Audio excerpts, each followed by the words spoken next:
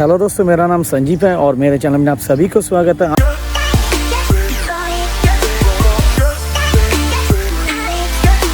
आज एक दूसरा वीडियो लेकर आए हैं। तो अभी हम स्विच में खड़े हैं। आपको तो इस वीडियो में मैं स्विच में दिखाता हूँ, प्रैक्टिकली दिखाता हूँ आपको सभी टाइम इसको नहीं देखने को मिलेगा। एक्चुअली मैं ये कंपनी में, ये गवर्नमेंट सेक्टर है, गवर्नमेंट सेक्टर में काम कर रहा हूँ, तो उसको सब कुछ प्रैक्टिकली हमको देखना पड़ता है। तो शटडाउन भी देना पड़ता है, बहुत सारे जॉब हैं। तो जो भी हो, तो अभी मैं स्विच में खड़े हैं, तो आपको कुछ प्रैक्टिकली चीज़ दिखाना चाहते हैं। आपको कंसेप्ट क्लियर हो जाएगा क्या क्या दिखाना है आपको। मैं फ्रंट कैमरा ऑन करके आपको दिखाते हैं। मैं 220 के भी यार्ड में खड़े हैं अभी।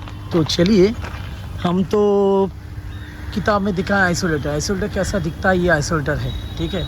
तो उसके बाद उधर चलिए, पीटी हम किसको बोलते हैं, ये एक इंस्ट्रूमेंट ट्रांसफार्मर है, मगर उतना छोटा नहीं आप जब किताब में देखते हैं, ठीक है। ये पीटी लिखा है, पीटी दो नंबर पीटी दिखा है। और एमबी मतलब मेन बस आइसोलेटर, और 89 मतलब ये बस साइड आइसोलेटर। इसके लिए आइसोलेटर के लिए 89 लिखा है, और ए मतलब बस साइड आइसोलेटर है। तो अभी चलिए, इसमें एक ऐसा कुछ दिख रहा है, ड्राम शेप का कुछ इंसुलेटर का ऐसा कुछ दिखा रहा है। ये पीटी है, पीटी मतलब पोटेंशियल ट्रांसफार्मर। और उसके बाद में क्या है, उसके बाद में ये लाइटिंग अरेस्टर, ठीक है। लाइटिंग अरेस्टर होके ये ऊपर में टावर में चले गए। ये जो और कुछ चीज़ दिखाना है, प्रैक्टिकली आप देखेंगे तो आपको कॉन्सेप्ट क्लियर हो जाएगा। ये जो आप देख रहा है, ये करंट ट्रांसफार्मर है, ये वाला एक करंट ट्रांसफार्मर है। ये दोनों करंट ट्रांसफार्मर है, एक ऑयल फील्ड और एक गैस SF6 गैस फील्ड। ये जो है ये SF6 गैस फील्ड, और वो वाला जो है ऑयल फील्ड गैस ट्रांसफार्मर, ये ऑयल फील्ड ट्रांसफार्मर। ये आइसोलेटर अभी ओपन कंडीशन में है।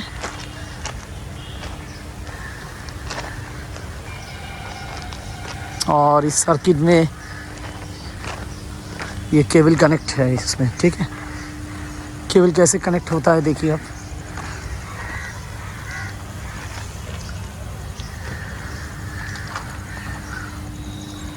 ग्राउंड में चला गया। ये केबल कहाँ गए, उधर चला गया, ठीक है। आपको उधर जाने के बाद दिखाएंगे।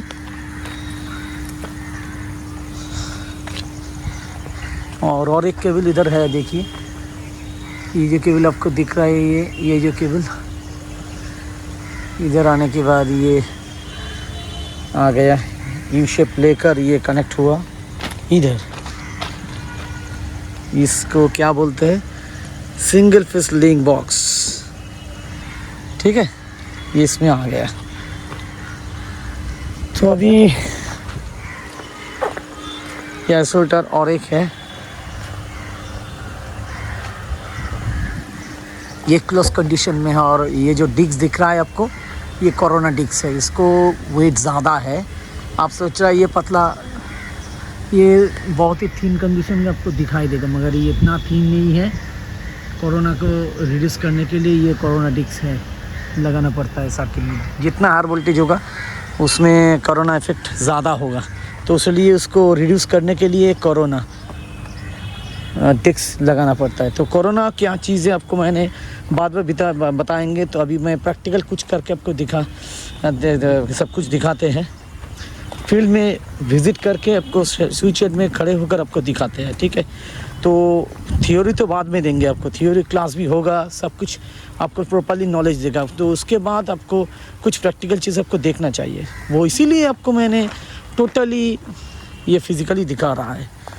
तो ये एक है, ठीक है। ये क्या चीज़ है आपको पता है, इसको CVT बोलते हैं, CVT कैपेसिटर वोल्टेज ट्रांसफार्मर। और ये लाइटिंग अरेस्टर है।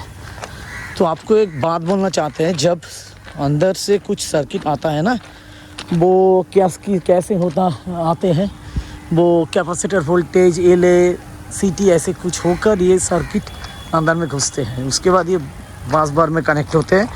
बस बार कनेक्ट होने के बाद दूसरे सर्किट में ऐसे ही पास होकर चले जाते हैं और ट्रांसफॉर्मर हो जाते हैं, ऐसे ही कनेक्ट होता है। आपको मैं सिंगल लाइन डायग्राम दिखाएंगे तो आपको और भी अच्छे से समझ आ जाएंगे। तो चलिए और कुछ आपको दिखाते हैं। अभी कुछ टाइम बाद हमको अभी टेम्परेचर लेना है ट्रांसफार्मर का। तो ट्रांसफार्मर अपने तो छोटा छोटा ट्रांसफार्मर देखे हैं, मगर पावर सिस्टम में ट्रांसफार्मर बहुत ही बड़ा होता है साइज में, बहुत ही बड़ा, बिग साइज, जाइंट साइज होता है। ये जो ट्रांसफार्मर आप दिख रहा है उसको ही पास जाएंगे। ये एक ट्रांसफार्मर है, ये 150 MVA ट्रांसफार्मर है। ठीक है, मैंने पिछले वीडियो में भी आपको दिखाया आपको। और उसके बाद और एक बात बोलना चाहता है आपको, जो मैंने केबल दिखाया है ना पहले, ये केबल अब इधर आया है, इधर होके ये कनेक्टर का आइसोलेट में चला गया है। ये केबल कहाँ से आए हैं? उधर से, आपको मैंने उधर से दिखाया। अभी उधर से केबल मिट्टी के अंदर आके इधर कनेक्ट हो गया है। तो ये तो बहुत क्रिटिकल प्रोसेस है और लॉन्ग लेंथी प्रोसेस है। आपको इजीली समझाएंगे तो आप समझ गए तो ठीक है, नहीं समझेंगे तो आपको मैं डिटेल्स और भी प्रोसीड्यूर है, आपको मैंने प्रैक्टिकली और भी तरीका है, आपको मैं समझा देंगे। तो चलिए अभी ये जो ट्रांसफार्मर के पास जाते हैं, एक साउंड निकल आ रहा है इधर से, सुन पा रहा है क्या? ये हमिंग साउंड है। जितना कोर इसका टाइट है, जितना अच्छा वाइंडिंग होगा, कोर बोल्ट लूज नहीं होगा, ये जो हमिंग साउंड उतना कम हो जाएगा। मगर मैग्नेटिक मटेरियल में एक प्रॉपर्टी होता है मैग्नेटोस्ट्रिक्शन। ये क्या चीज़ है? मैग्नेटोस्ट्रिक्शन ऐसा कुछ प्रॉपर्टी है, जब भी कुछ मैग्नेटिक मटेरियल के अंदर इलेक्ट्रिसिटी फ्लो करेगा, खास करके एसी जब इसमें फ्लो होगा ना, इसका अंदर बहुत टीनी मैग्नेट्स होता है। टीनी मैग्नेट छोटा छोटा मैग्नेट होता है, वो उसका नॉर्थ पोल और साउथ पोल होता है। वो एक यूनि डायरेक्शनली ऐसे ही रह जाते हैं, मगर जब भी ये ऐसे ही अप्लाई होगा ना, वो ऐसा करते हैं। नॉर्थ पोल साउथ पोल की जगह, साउथ पोल नॉर्थ पोल की जगह ऐसा होता है। तो इसीलिए क्या होता है, ये इसका जो थोड़ा एक्सपेंशन होता है मैग्नेटिक मटेरियल, इसका एक्सपेंशन होता है, इसीलिए ऐसे साउंड इसमें निकल आता है। इसको मैग्नेटोस्ट्रिक्शन कहते हैं। और भी डिटेल्स प्रोसीड्यूर है, डिटेल्स है मैग्नेटोस्ट्रिक्शन का, मैंने आपको इतनी शॉर्ट वीडियो में खूब शॉर्टली आपको बताया।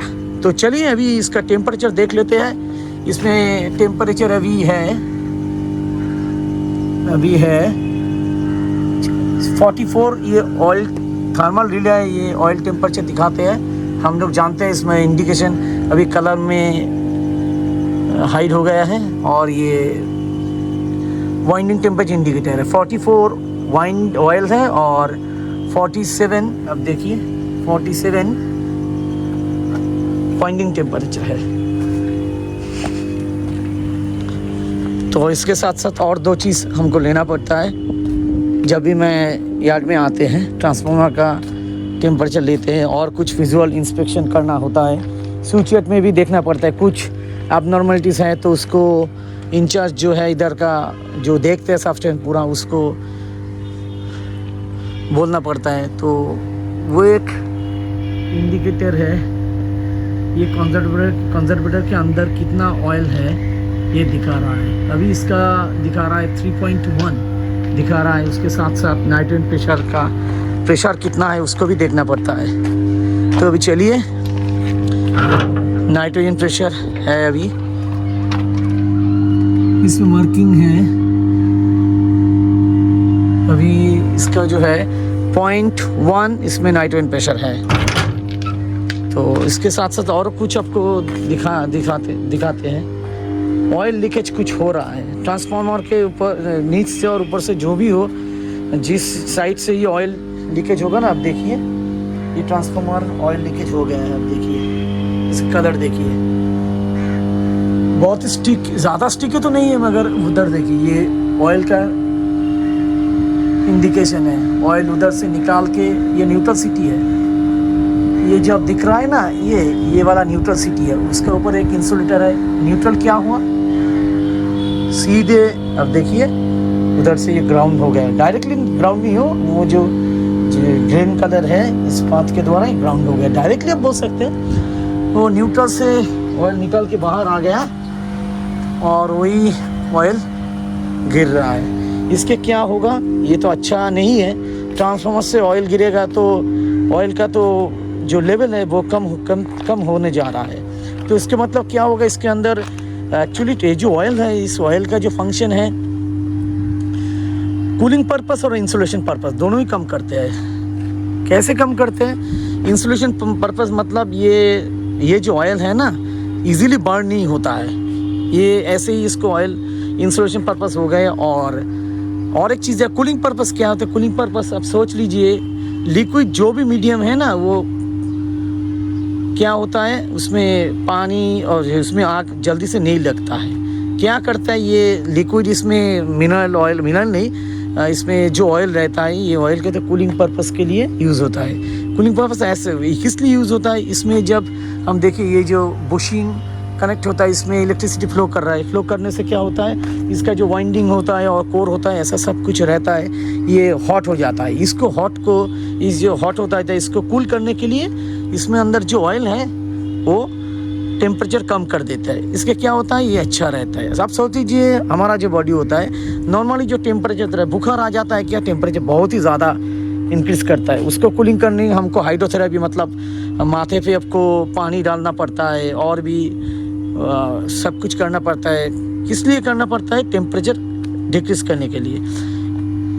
तो ये जो फ़ैन है उसके ट्रांसफार्मर के बॉडी के अंदर टैंक, ये जो मेन टैंक है, टैंक के अंदर जो ऑयल रहता है, ये सभी कुछ, ये जो पंप होता है, ये सभी कुछ क्या करता है, ट्रांसफार्मर का कूलिंग पर्पस के लिए यूज़ होता है। ठीक है, तो ये ट्रांसफार्मर का कॉस्ट तो बहुत ही ज़्यादा है, बहुत ही ज़्यादा। एक ट्रांसफार्मर सोच लीजिए, ये ट्रांसफार्मर हमको पता नहीं है, तो मैंने सुना था, सीनियर बोला था, ये करोड़ों में प्राइस है, करोड़ों में। आप सोच लीजिए एक चीज़ है ट्रांसफार्मर, ये कॉस्टली चीज़ है सबस्टेशन के। ठीक है, ये सबस्टेशन में ये जो ट्रांसफार्मर है ना, जितने इक्विपमेंट्स और इंस्ट्रूमेंट जो भी रहता है, ट्रांसफार्मर बहुत ही कॉस्टली चीज़ होता है, सबसे ऊपर आता है कॉस्ट में, बहुत ही महंगा पड़ता है इसमें। क्या बोला मैंने? ट्रांसफार्मर सबस्टेशन का ये कॉस्टली चीज़ है, आप बोल सकते हैं। ह्यूमन बॉडी में जो ब्रेन बहुत ही इंपॉर्टेंट चीज़ रहता है ना, ऐसे ही सोच लीजिए ये ट्रांसफार्मर ऐसे ही इम्पॉर्टेंट है। एक्चुअली ऐसा नहीं है, बहुत ही ऐसा कुछ ऐसे नहीं बोलना चाहिए हमको। एक्चुअली क्या होता है, सभी इंस्ट्रूमेंट और इक्विपमेंट जो भी है बहुत ही इंपॉर्टेंट चीज़ होता है। एच पार्ट एक काम होता है, उसका अलग अलग काम होता है, तो एक साथ इसको मिले जुले इसको काम करते हैं। ऐसे सिस्टम हेल्दी रहता है। एक चीज़ काम नहीं करेंगे तो ये सिस्टम अनहेल्दी हो जाएगा। अनहेल्दी सिस्टम मतलब बहुत ही प्रॉब्लम हो सकता है। आप सोच लीजिए मैं वेस्ट बंगाल से बिलोंग करता हूँ, तो वेस्ट बंगाल में कुछ पावर का कुछ प्रॉब्लम होता है। बहुत साल पहले हमको कुछ याद आ रहा है, 2007 या 2009 में ग्रिड फेल्यूर हुआ था। एक्चुअली याद नहीं आ रहा है ठीक से। उस टाइम क्या हुआ था, टोटल इंडिया में प्रॉब्लम आ गया था। उसमें ईस्टर्न रीजन वेस्टर्न रीजन ऐसा ग्रिड रहता है। ग्रिड क्या चीज़ है आपको मैंने और ब्रीफली डिस्क्राइब करेंगे, ब्रीफली नहीं डिस्क्राइब करेंगे, बहुत ही ज़्यादा डिस्क्राइब करेंगे तो थोड़ा थोड़ा आपको दे देंगे आइडिया। ठीक है, ग्रिड क्या चीज़ है, सब कुछ इस पर आपको बोलेंगे। एक वीडियो में आपको बोल देंगे सब कुछ तो प्रॉब्लम आ जाएगा, आपको हेड में कुछ भी नहीं घुसेगा, तो थोड़ा थोड़ा आपको हेड में डालना पड़ेगा। तो इससे क्या होगा, आपको ही फ़ायदा होगा। तो उस टाइम क्या हुआ था, जब ग्रिड फेल्यूर हुआ था ना, उस टाइम बहुत ही प्रॉब्लम हुआ था। 7 दिन और 5 दिन ऐसा कुछ हम भूल गए हैं, टोटली भूल गए। उस टाइम बहुत ही ऐसा ग्रिड प्रॉब्लम हुआ है। इसीलिए किसी भी सबस्टेशन में कुछ प्रॉब्लम होगा, उसको तुरंत ही उसको रिपेयर करना पड़ता है और ट्रबल शूट करना पड़ता है। इसीलिए ट्रबल शूट करना पड़ता है। सोच लीजिए हमारा ये वेस्ट बंगाल में ग्रिड फेल्योर हो, ऐसा कुछ हुआ, ऐसा होना नहीं चाहिए, ऐसा होना नहीं चाहिए, हमको बोलना ही नहीं चाहिए ऐसा, इसीलिए बोलना नहीं चाहिए। सोच लीजिए आज ही हो गया तो क्या प्रॉब्लम होगा, बहुत ही रिस्टोर होने के लिए बहुत ही टाइम लग जाएगा। अब सोच लीजिए इसमें प्रॉब्लम आएगा तो पावरफॉल होगा, इधर से ये पावरफुल होगा तो दूसरा स्टेट से ये टोटली पावर वेस्ट बंगाल में आएंगे, इधर डेफिसिट होगा तो इसमें क्या होगा, सभी इक्विपमेंट्स पे एक्स्ट्रा प्रेशर आ जाएगा। ये इसमें क्या होगा, दूसरा जो स्टेट है उसमें पावर शॉर्टफॉल हो जाएगा। उसके कारण दूसरा तीसरा और भी कुछ सबस्टेशन में ये प्रॉब्लम पावर फेलियर हो सकता है। ऐसे ही ग्रिड फेलियर होता है, इसको आइलैंडिंग बोलता है। आइलैंडिंग क्या चीज़ है? आइलैंडिंग होता है, सोच लीजिए हमारा ये प्रॉब्लम हुआ है, ये प्रॉब्लम मैंने जल्दी रेक्टिफाई नहीं किया है, तो इसमें क्या होगा, इधर का प्रॉब्लम दूसरा कोई सबस्टेशन में आ जाएगा, दूसरा सबस्टेशन में आ जाएगा, तो उस सबस्टेशन में भी प्रॉब्लम होगा।